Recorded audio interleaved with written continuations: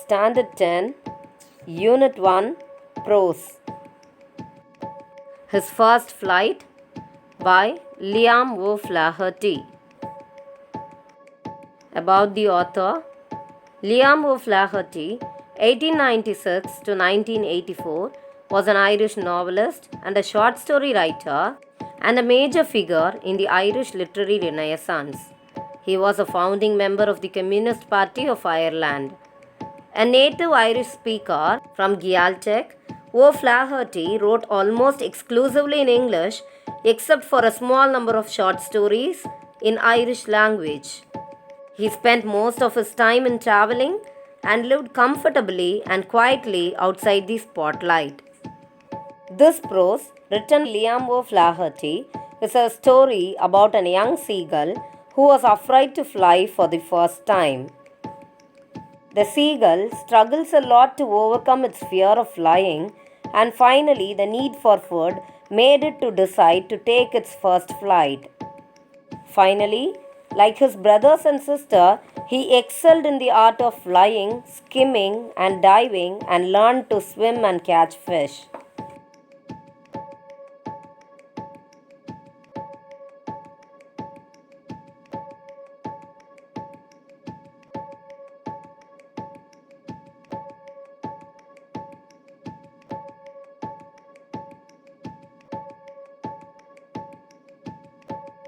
The young seagull was alone on his ledge. His brothers and sister had already started flying the day before, but he was afraid to fly with them. He remained in the ledge itself. He ran forward to the brink of the ledge, trying to flap his wings, but looking down to the great expanse of the sea stretched down beneath, which was a miles down, he ran back to his place, bending his head down to the little hole under the ledge and slept alone there that night. Though his brothers and sisters' wings were shorter than him, they ran to the brink, flapped their wings, and flew. But the young seagull could not gather courage to have an attempt to fly. His parents scolded and threatened him that he will starve if he did not attempt to fly. One full day was over. Nobody came near him.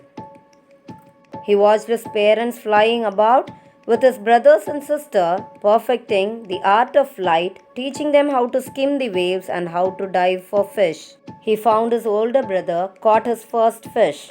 Watching that, the parent seagulls were circling around with a proud cackle sound. The whole family were walking briskly, laughing at with covered eyes in the opposite plateau.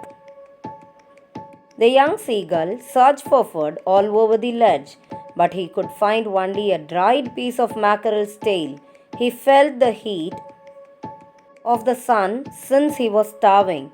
He even gnawed at the dried piece of eggshell, which is like eating a part of himself.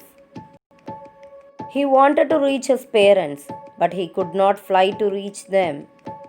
The next possible option is to bring his parents to him. So he acted as if he is falling asleep, standing with one leg in the brink of the ledge. Only his mother noticed it.